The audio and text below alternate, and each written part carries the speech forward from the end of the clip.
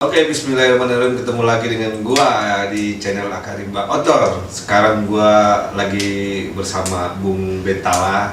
Mungkin teman-teman sahabat Akarimba udah tahu Bung Bentala itu pernah ada di podcast kita yang menceritakan tentang pengalaman bisnisnya, perjalanan dia ke naik Gunung Semeru bersama teman-temannya.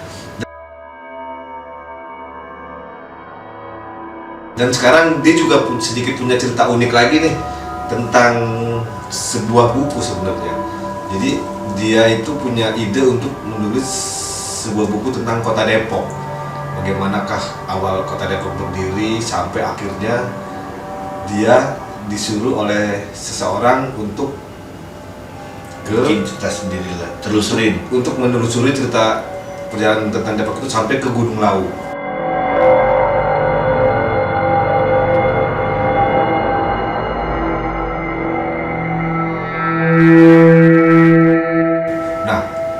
Mungkin sahabat-sahabat Akarimba penasaran nih, kok bisa, apa sih hubungannya antara Depok dan Gunung Lawu, Depok dan Candi Ceto, Depok dan petilasan Prabu Brawijaya V. Ya, untuk lebih jelasnya mari kita ikutin cerita podcast Akarimba Outdoor Channel bersama Bung Bentala. Halo Bung Bentala, selamat malam. Selamat malam. Gimana kabarnya? Alhamdulillah sehat-sehat. Oh ya, satu lagi buat sahabat Akarimba dimanapun kalian berada, semoga sehat-sehat semua. Jadi kita sehat, sahabat Akarimba juga sehat.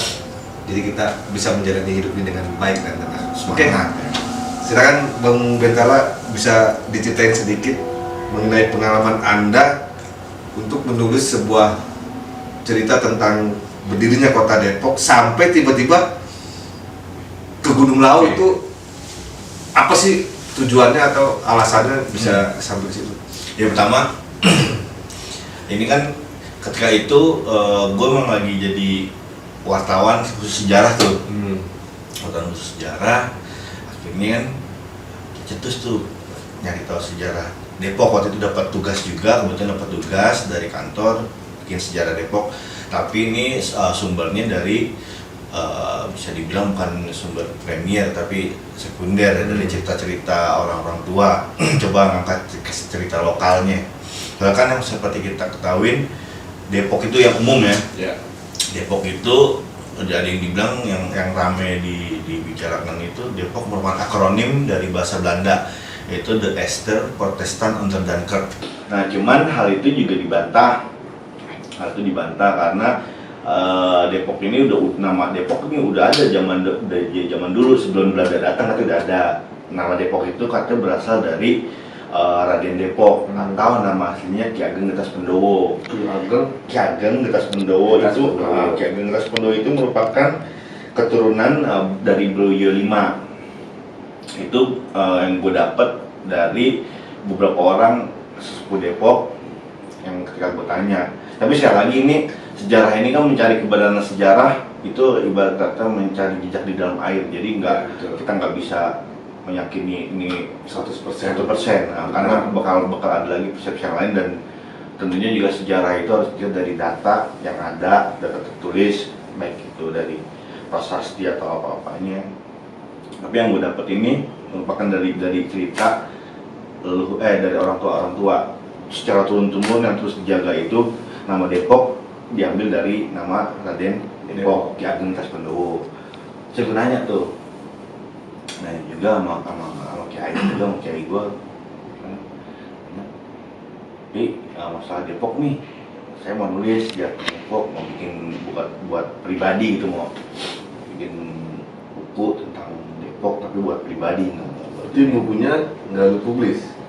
Nggak, gue cetak, tapi nggak gue sebar, nggak gue jual, tapi gue bagi ke beberapa temen.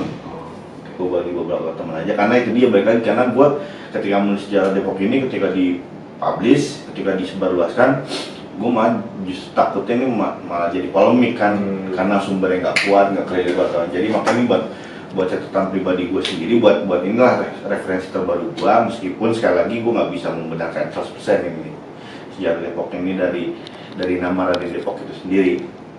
Tapi yang menariknya ketika gue disuruh menulis sendiri tuh, karena emang pertama gue suka sejarah, dengan sejarah gue suka banget, dan pergi ke tempat-tempat yang apa ya, yang bersejarah juga, kayak candi-candi, kayak situs gitu, gue paling seneng juga. Nah kebetulan tuh disuruh gue sama kiai gue, disuruh coba cari tahu tentang Raden Depok ini, kayak Gengkas Pendowo, sekarang kamu pulang kampung, ada tuh. Nah di sini gue ajak teman gue. Raden Depok itu di mana dia? Raden Depok ini dia ini ke Ki Gengkas Pendowo ini keturunan Brojo V, dia tuh menyebar katanya. Dia menyebarkan agama Islam ke beberapa tempat, makanya ada nama Depok tuh nggak cuma di Depok Jawa Barat, tapi ada Depok Jogja ada, terusnya di Depok Solo juga ada, terusnya di daerah Mataram juga ada, jadi ada beberapa tempat. Nah, akhirnya gue disuruh tuh coba cari tahu di Depok ini dia keturunan dari Brojo V, berarti kan kalau Brojo V, Brojo ke Brojo V, Jaya V. Akhirnya ada hubungan dengan Majapahit. Iya, Majapahit. Sama akhirnya gue karena di sana dekat kampung gue, dekat sama ini juga Gunung Lawu, coba cari tahu juga di sana lah. Nah, tahu tak bilang aja temen gue nih, namanya Bro itu kayak sebenarnya kan nggak beda. Jadi gue ngajak, dia temen adik gue sih, cuman dia juga suka sejarah, suka foto-foto. Namanya Egi, ikut gue yuk, gue mau cari tahu sejarah Depok nih, mau jalan-jalan aja lu anggapnya jalan-jalan. Oh kemana mas? Kita ke kampung gue dulu, Boyolali. Wajah Egi tuh, Egi mau, terus kata Egi, mas, kebetulan aku punya temen, dia orang Kartosuro, dia suka sama kayak mas juga, suka sejarah. Mungkin nanti kita bisa tanya-tanya dia mas. Bisa kolaborasi. Kolaborasi lah tuh. Kalau bisa anak muda yang sok tahu. Oh boleh Gi, ya tuh. Gue dipesan tahun itu, pokoknya Gi, jangan bawa boti Gi.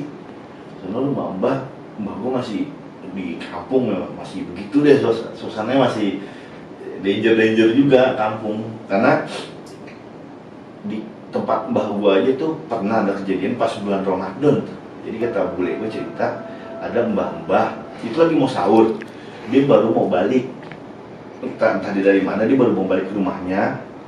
Itu di jalan gede, di depan rumah mbak gue, kan depan rumah gue jalan. Pas dia mau jalan, di pinggir ada sawah kan, ada gundurwo gede banget. Itu orang kayak malu atau gue nggak lupa gue pas jalan, dia ngeliat gitu mau kabur nggak bisa kabur, kayak kakinya itu kepaku, dilempar ke sawah 10 meter. Itu Si cerita kata menjembak. Jadi gue di sini gue wanti-wanti Egi. Macam-macam, ini ada cerita begini nih di tempat mbak gua, ini di luarnya, belum di dalam rumah lagi, dalam rumah lebih parah lagi. Kak mas, aku juga nggak boti, aku juga sadar gitu, nggak enak boti, ya udah angkat tuh gua Boyolali berangkat hari pertama nih dimulai nih. Jadi itu emang sebelum gua nelusurin, gua ke mbak gua dulu namanya ini udah kangen mbak gua loh.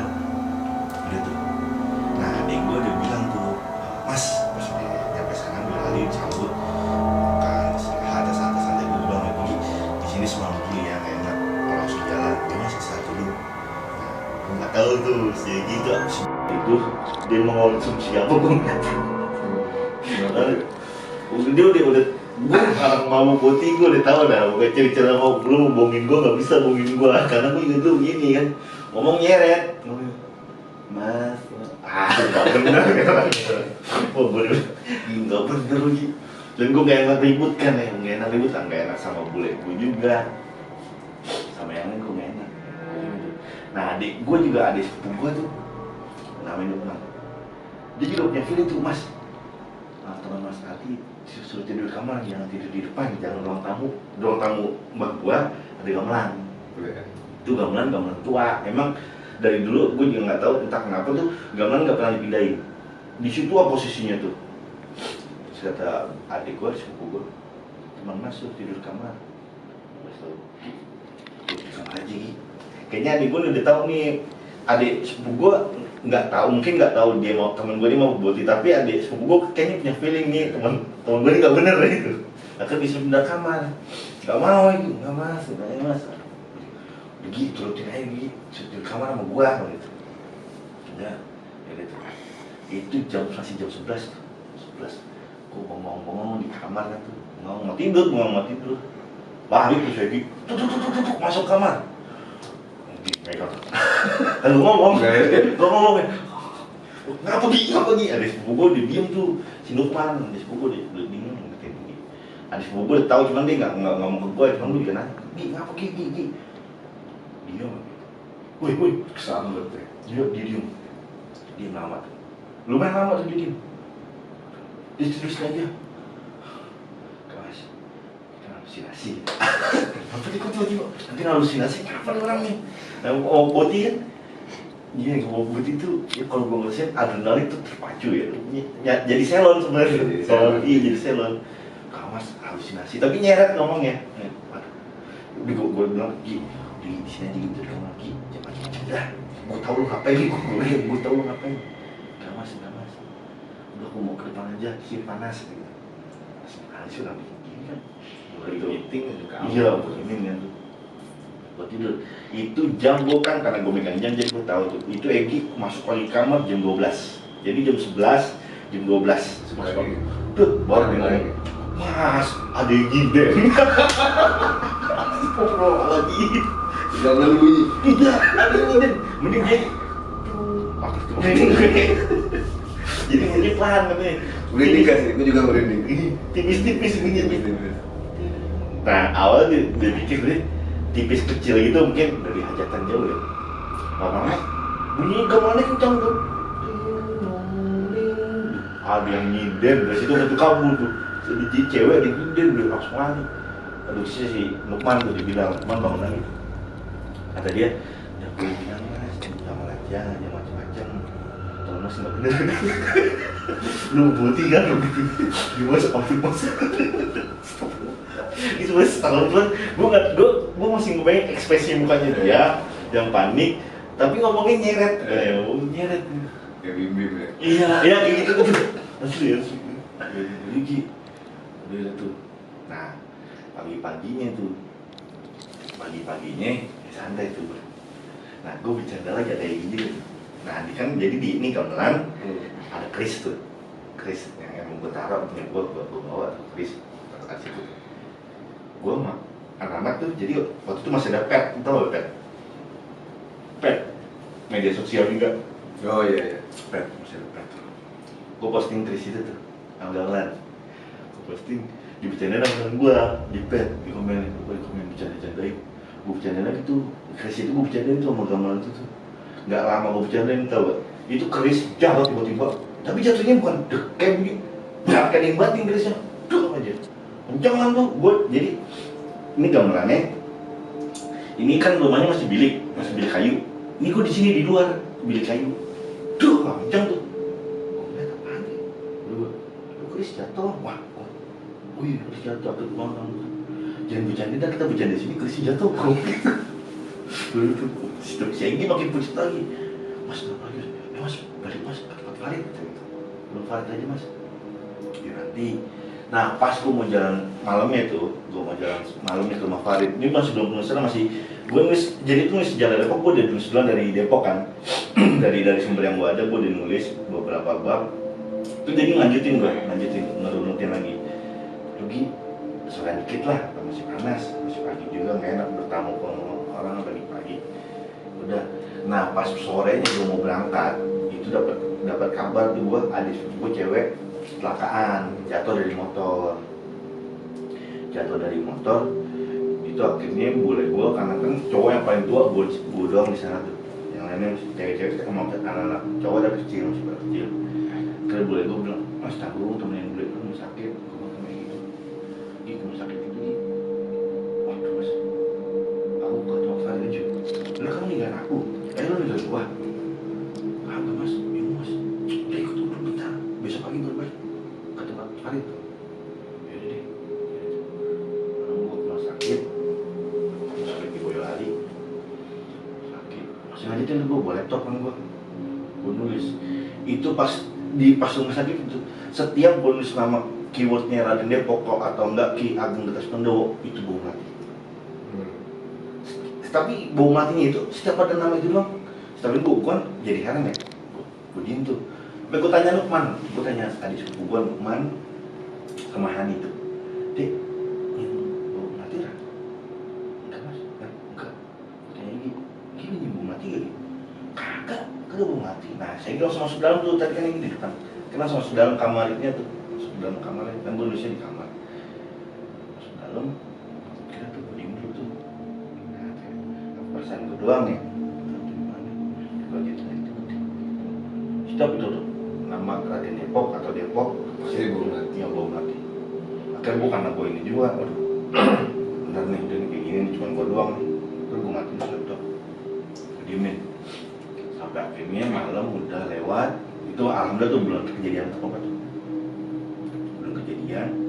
Si Egi paginya kan ngopi. Boti tuh kalau misalnya dorongan tuh pasti kopi tuh. Dia bicara tuh, ngopi dulu. Ngopi banyak mati nih bocahnya, bilang mati gue udah gak bener lagi. Ngopi masih bukti. Kan udah gak mbak saya kan kita bocah udah gak Farid. Wah ngomong gitu, udah gak bener nih. Udah itu akhirnya jalan ke Farid. Jalan ke Farid. Udah, nah pas mau ke Farid ini kan di Kertosuro. Itu gua di pas mau jalan tuh si Egi apal, cuman kayaknya dibikin muter-muter gua naik motor tuh dibikin muter-muter kata Egi. Jalan ini kan bener mas nih. Masa sih ini salah Ki, ini sini lagi nih Ki. Itu gua berangkat, jadi gua ke tempatnya si Farid itu menjelang maghrib di sore. Ki masa gini Ki, jangan Ki. Kenapa mas udah ini jalan ini aku apa banget. Telepon Ki, telepon nggak bisa tuh. Si Farid telepon tiba-tiba nggak bisa, telepon di chat nggak bisa. Bagaimana Ki? Kalau ini dihubungin lagi, akhirnya coba lagi. Ngomong gua, diam dulu gua di pinggir jalan tuh gua. Di pinggir jalan tuh masih ramai, lalu lintas masih aktivitas masih ramai banget orang-orang kan. Gua diam dulu jalan. Jadi Ki, bismillah deh Ki. Kalau misalnya nggak bener, lu nih bawa timur sih. Udah ya bawa ya. Kawasnya mah nggak ngaruh mas, bukan ini aku skip. Di skip jadi dampaknya ke gua, gitu. Udah tuh, bismillah gua, gitu jalan. Tiba-tiba tuh si Farid nelfon tuh, di mana? Dia Farid nungguin, si Farid nungguin di jalan yang janjian. Cuman gua pas sana nggak ada dia, gua muter-muter aja. Si Farid nggak ada, saya kata Farid lah, aku nungguin tadi. Udah aku mas Adi muter-muter, balik-balik akan di Sherlock tuh. Saya datang tuh, ketemu tuh Farid, mau baru tuh ngobrol. Dia tuh nggak bahas macam-macam deh tuh. Itu tapi ini dulu angkringan tuh, makan di angkringan. Malamnya dia mau Farid ada lagi. Jadi itu ngoboti lagi tuh. Jadi pagi kan ngoboti tuh di rumah mbak gua. Nah malamnya itu habis dari angkringan dia ngoboti lagi. Dia bilang buat tidur mas. Serah dah. Pokoknya kalau misalnya macam-macam lu rasain sendiri. Nah waktu itu pas mau tidur tuh emang kan gue biasa tidur gue pakai headset dengerin lagu. Pasti gue dengerin lagu-lagu yang di handphone gue tuh kayak misalnya Tembang Macapat, gue dengerin itu Tembang Macapat atau enggak pokoknya apa lah. Tembang Macapat Kanun bukan? Hah? Bukan, itu ini sedang jam. Sedang kali itu. Oh ya, Tembang Macapat gue Macapat. Jadi itu pas itu gue nggak mau pakai headset aja. Wah, gue cabut. Gue bilang nggak mau pakai headset sambil dengerin lagu nggak apa ya? Nggak apa mas. Dengerin lagu. Jadi posisi tidur gini. Selama juga sih sebenarnya. Jadi ini kasur. Kasurnya tuh muat buat 2 orang. Satu lagi di bawah kasur. Jadi kasur yang di bawah tuh. Nah, gue kan kata Farid, karena gue tamu kan ya. Tapi sama Eki di atas aja. Baik, nggak bisa aku di atas, aku di bawah aja lah. Oh gak enak aku, pas aja di atas. Gak apa. Jadi gitu ngomong, jadi Mas Adi, maaf ya di bawah ya. Iya aku mau di bawah aja. Belum sampai pulas gitu, masih keringan, masih bebek. Segi jadi nih kasur, di sini ada jendela. Jendela orang zaman dulu tau kalau yang dikerek sama yang di cetak gitu, dibuka gitu. Lagi duduk gini nih, kan dalam jendela. Lagi gitu tuh, belum bisa tidur. Tiba-tiba di sampingnya kuntilanak gede. Apa sih batu?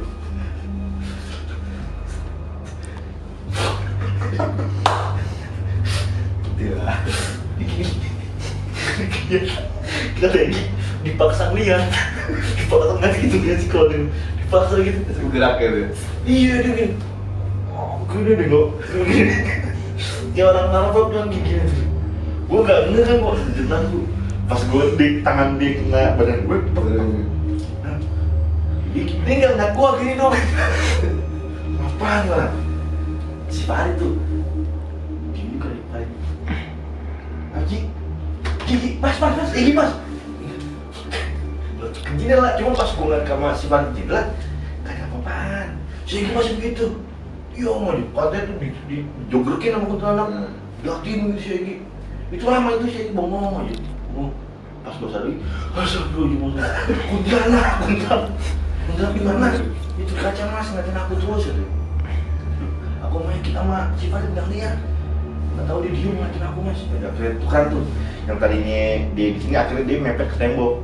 Jadi baru temboknya digarek. Ya gua. Gitu. Tuh. Itu sih mas. Besok paginya dibilang lagi tuh, dibilang juga sama dikasih tau lah sama gua ngomong sama Farid, Gi, Farid ini kalau menurutku Egi begini nih jadi apa? Gerak mabuk ini. Belum disesuaikan emang tujuan gua, gak tau yang tujuan gua awalnya tuh ketika dulu ya pikiran gua tuh gua mau nulis sejarah kayak gini nih yang agak ngeri-ngeri sedap juga, misalnya yang berbau-bau banyak apa ya bersinggungan lah dengan dunia mistis kayak gitu, dengan luar gitu. Maksud gua ya lu tahan lah, jangan macam-macam dulu dah selama gue nulis ini nih, gue mau nulis ini nih. Karena memang dalam gue bikin buku ini banyak tak perasaan gue ketika dulu ya, banyak hal yang ini juga yang irasional menurut gue ketika gue nulis buku ini. Sampai akhirnya tuh diajak sama Egi yang sama Farid, mas kalau Kesultanan Pajang Negeri yuk, kesannya soal dulu lah. Kesultanan Pajang itu keraton. Kalau Kesultanan ya Kesultanan. Jadi ada dua tuh Kesultanan Pajang ada dua. Nah gue yang satu tuh yang di situ, yang tempatnya Mbah Dimas Koco, Mbah Yasmin. Nah ini gue menarik nih. Itu gue kesana abis Isa. Jadi diantar juga sama ayahnya Farid sama adiknya Farid. Rabe gue kesana. Ketemu si Mbah Koco, Mbak Dimas Koco. Jadi pas gue datang tuh, kan gue memang nggak tahu tempat ya. Yang tahu tempat tuh bapaknya Farid yang suka, bapak Farid juga ya nama orang Jawa ya suka gitu juga. Jadi dianterin. Dan aku tahu tempatnya, kesana aja dulu kalau nggak usah yuk. Yuk, terus saya bawa kenal kata Farid. Nggak kenal aku, cuman aku tahu tempatnya. Dianterin. Itu gue nyampe sana jam 8-an gitu, jam 8-an.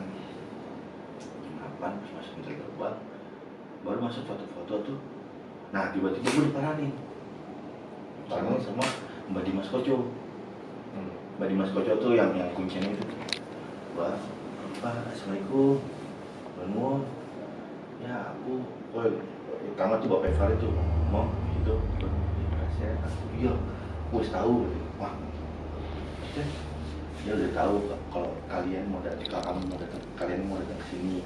Tadi udah ngabarin, ada 3 pemuda. Wah, makin kaget. Maksudnya, iya tadi aku sama Mbak Jasmine lagi mangan.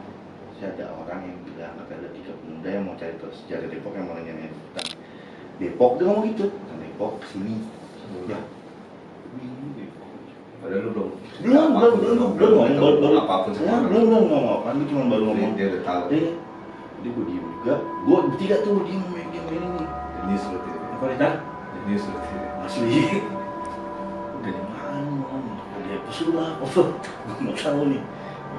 Datang masuk, ngobrol. Itu selama ngobrol itu semua yang gue bertiga saya deh. Yang tapi Bapak Farid sama adiknya enggak santai, cuman yang gue bertiga sih berunding semua tuh.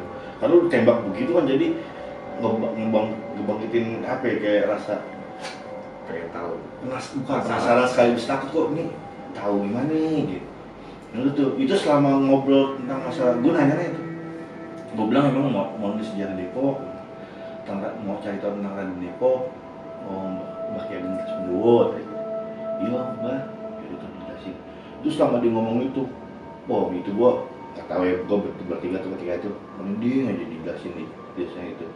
Sampai akhirnya dia bilang ini, Mbak Dimas Koco, itu kalau misalnya kalian kayak gini, bersihkan hati, jangan neko macam, maksudnya tuh kayak gitu, gue yakin tuh dia mau jadi gitu.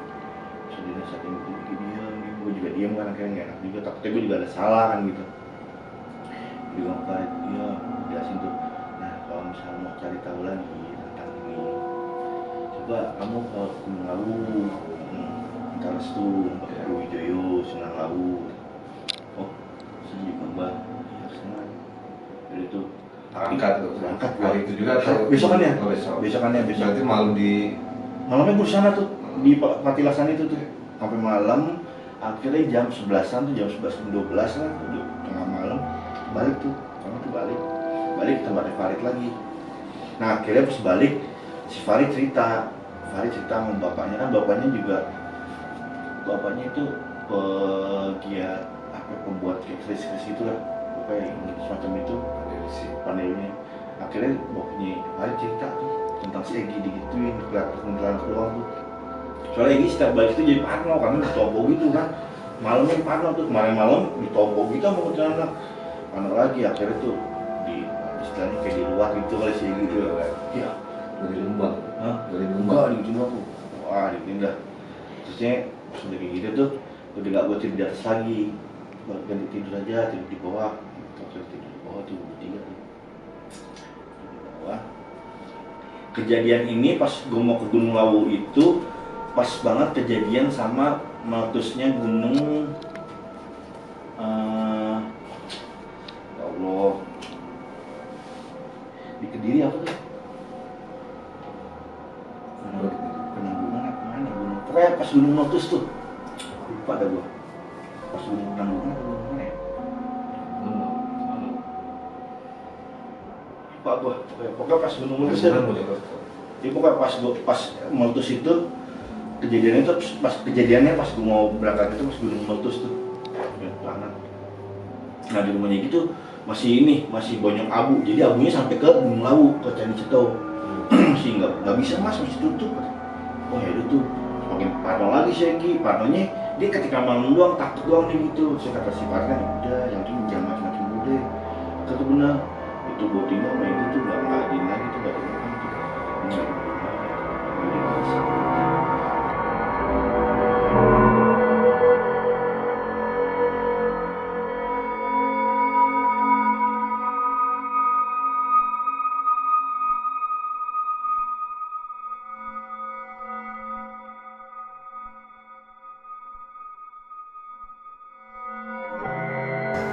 Jadi itu pas gitu tuh jam 12 naik, pas lewat terus naik, terus di setiap undangan tuh berhenti kan, Pak dikasih bilang ini kalian berdoa sesuai kalian jadi garis padi gitu kan. Sampai akhirnya gue yang pas terakhir tuh, yang pas di Ceto yang terakhir tuh, atas paling atas. Di atas itu kan petilasannya Meujeri mah. Iya di situ. Nah kalau itu ada Loni Linggo, apa ya? Yoni Iya. Yoni Lingga. Yang kayak maaf ya, kayak itu Mbak ini cowok Ini apa?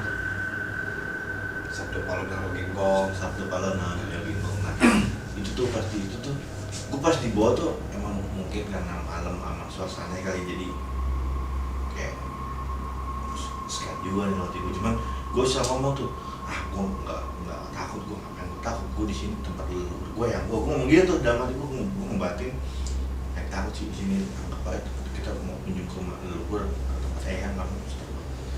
Gue berani tuh, kan berani dia Yang sepuh. iya, itu semuanya tuh bertiga tunggu di bawah. Yang subur. Hah? Yang nggak selain ya, selain yang subur. Subur bunyi. Gue aja atas turun ke bawah tuh tinggal sendokir gue, tinggal sendiri diem tuh gue ngapain gue di sini tuh. Alhamdulillah kirim Al-Fatihah aja udah buat Sunan Lawu gue. Mana Sunan Lawu? Ya di situ gue dikasih tau sama guru gue, kayak gue tuh dia kirimnya buat Sunan Lawu, yang Lawu kayak gitu dah. Itu gue baik keterbatasan pengetahuan gue, akhirnya gue ngikut aja lah apa yang dia suruh.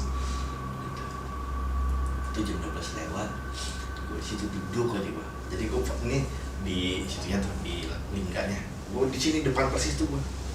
Gue tuh bisa lagi ini gue kirim Al-Fatihah tuh. Al-Fatihah urusan tahu. Al-Fatihah sebulan dari itu tuh dari pas akad yang pertama tuh udah lumayan tuh ser ya kan gue udah fokus aja gue mau kayak gimana dia fokus aja sampai tuh pas mau di persen mau 100 itu tiba-tiba gue juga nggak bisa lagi di tangan jari gue kayak digini jadi nggak bisa ngapa-ngapain gue dia mata gue kayak ada yang mau buka gini nih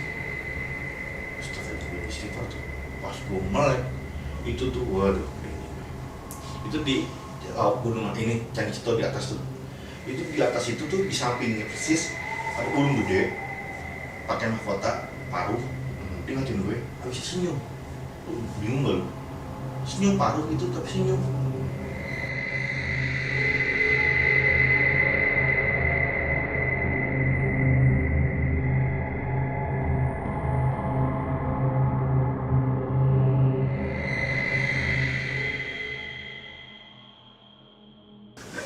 gue takut tuh gue tengah malam di gunung kan di gunung Lawu wiridan garang menang ya astagfirullahaladzim dia tuh gue terperangah gue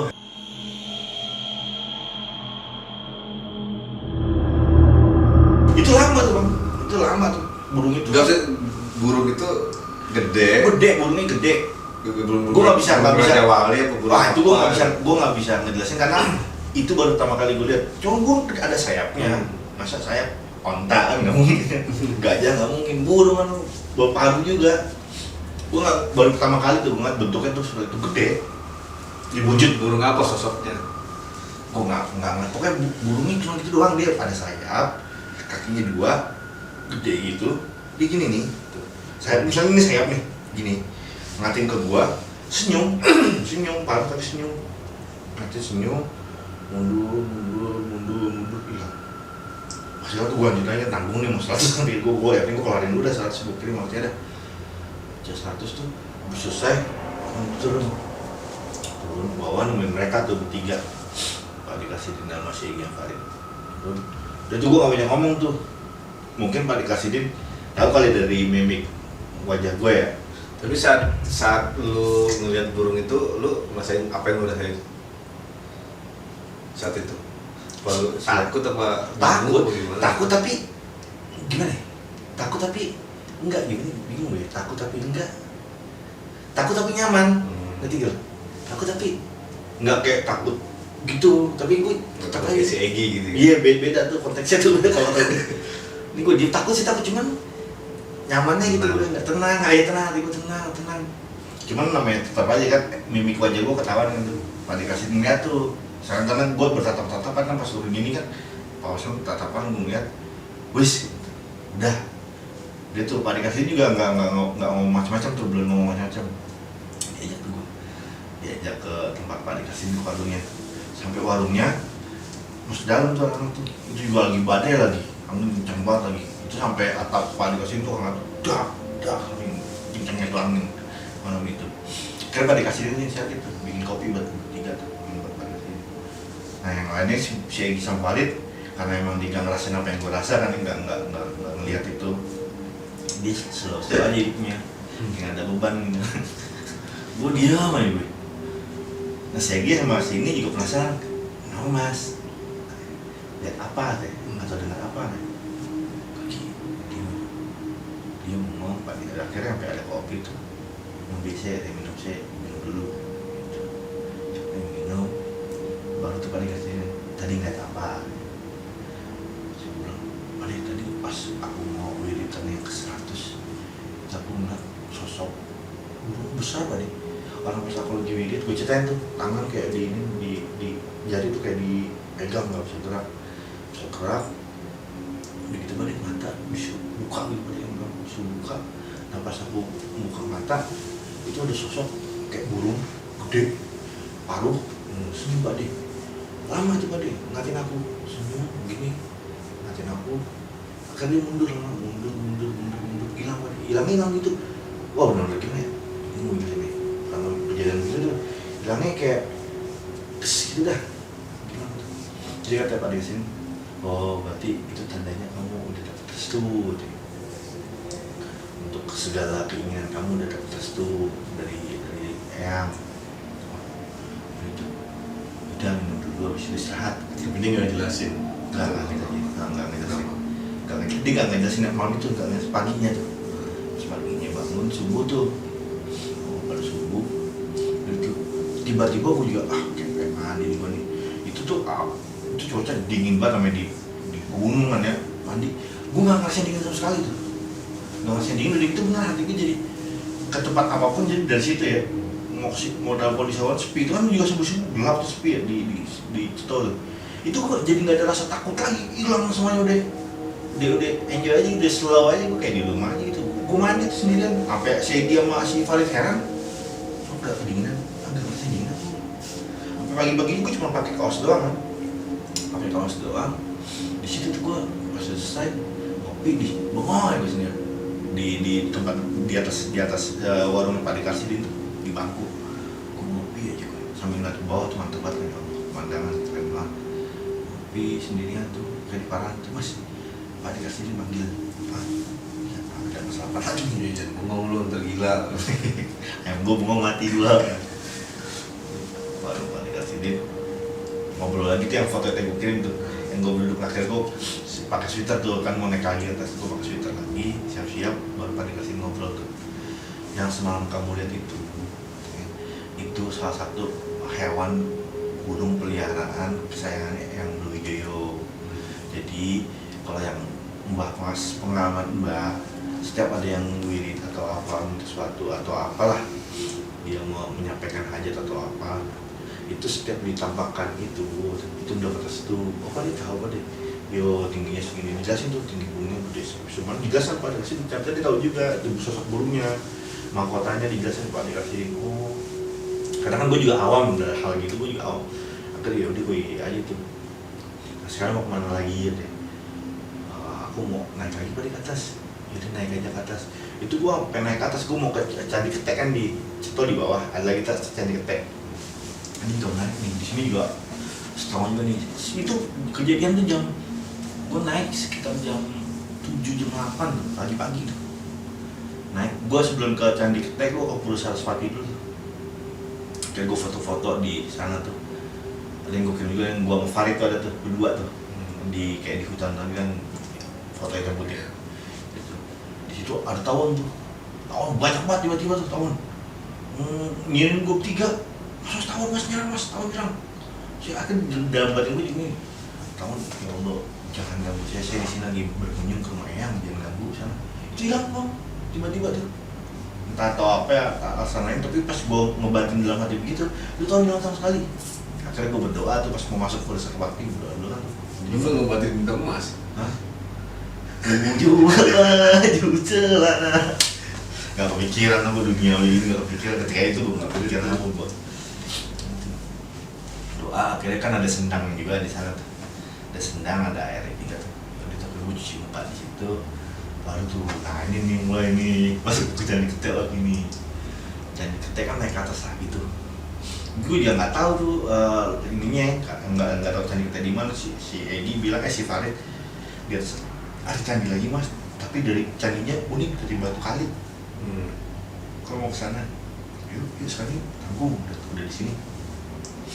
Jadi pas mau ke Candi Ketek, sampai turun ke bawah, ngelewatin kayak sungai gitu, naik ke atas. Nah di sini nih, gue berpasangan, lo udah ngeri mau dinilai. Gue tuh jalan bertiga, itu ada orang mundur, jalan turun dari atas. Si biasanya kan kalau digini negor ya, dari atas itu, diem nih. Itu ada 3 orang juga. Udah diem nih, terus lagi diem. Tegur sama dari atas, diem lagi diem. Kenapa nih? Akhirnya gue bertiga kan gue, karena melihat kayak aneh-aneh nih orang ditegur kok bertiga diem aja gitu. Jadi gue bilang, udah gitu. Jadi gue jalan putar, penasaran lagi. Gue tiba-tiba bertiga tuh penasaran ngeliat lagi ke belakang, udah gak ada.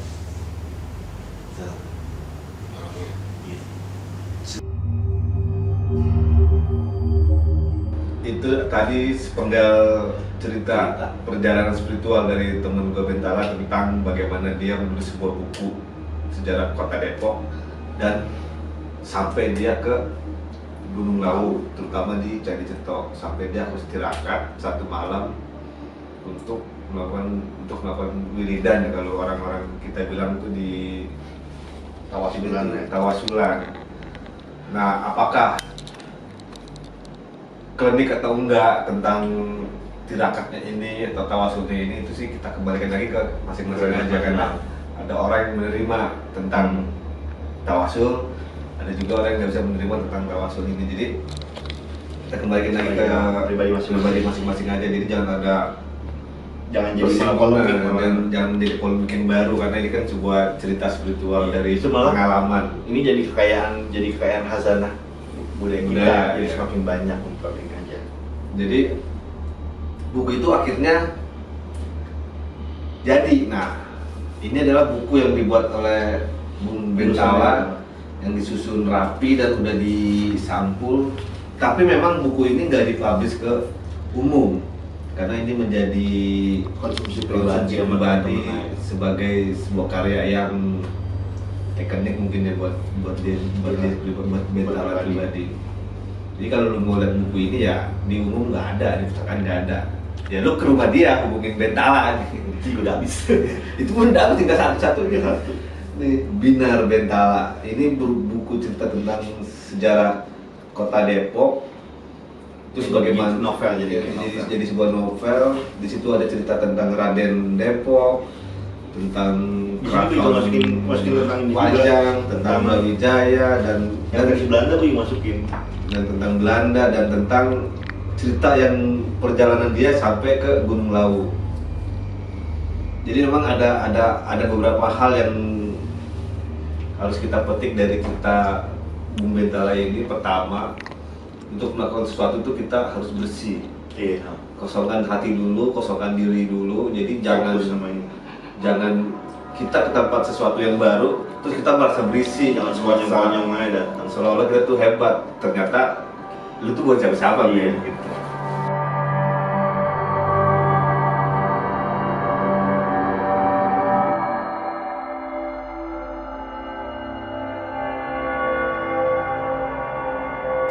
Iya, pada dasarnya kan emang gue suka nulis sama ini, jadi buat teman-teman yang suka nulis sesuatu, udah tumpahin aja lah, jangan takut ini, jadi itu nanti aja. Ketakutan itu hilangin dulu, yang penting fokus sama niat emang pengen bikin sesuatu, apalagi berbuat karya, fokus aja. Jangan itu dia kayak pengalaman teman gue sih kayak gitu, jangan sekonyong-konyong aja, jangan kita dari tempat baru seenak-enaknya aja gitu dengan hal yang begitulah. Itu aja pesan gua. Oke, terima kasih Bung Bentala Bung. atas pengalaman spiritualnya. Jadi kita bisa tahu bagaimana sih kalau orang berinspirasi pengen nulis, terus ada cerita di balik perjalanannya dalam tulisan itu, jadi sesuatu yang menambah wawasan sedikit. Itu kan jadi cerita lagi. Dan buat teman-teman Akarimba dimanapun kalian berada, semoga ini menjadi momentum untuk kalian yang mau berkarya. Jadi action aja dulu, nggak usah bikin yang lain-lain. Jangan ya. Kalau Jadi jadi kalau kita nge action, jadi gitu. Jadi apapun yang menurut kita baik, memang mungkin juga menguntungkan, tapi apapun yang menurut kita buruk belum tentu juga merugikan. Jadi jangan kemana-mana, tetap di Akarimba Outdoor Channel. Salam Akarimba.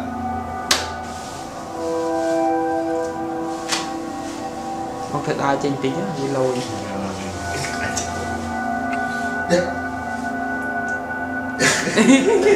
Đáng tiếc, đáng tiếc, đáng tiếc. Dengar di situ kan?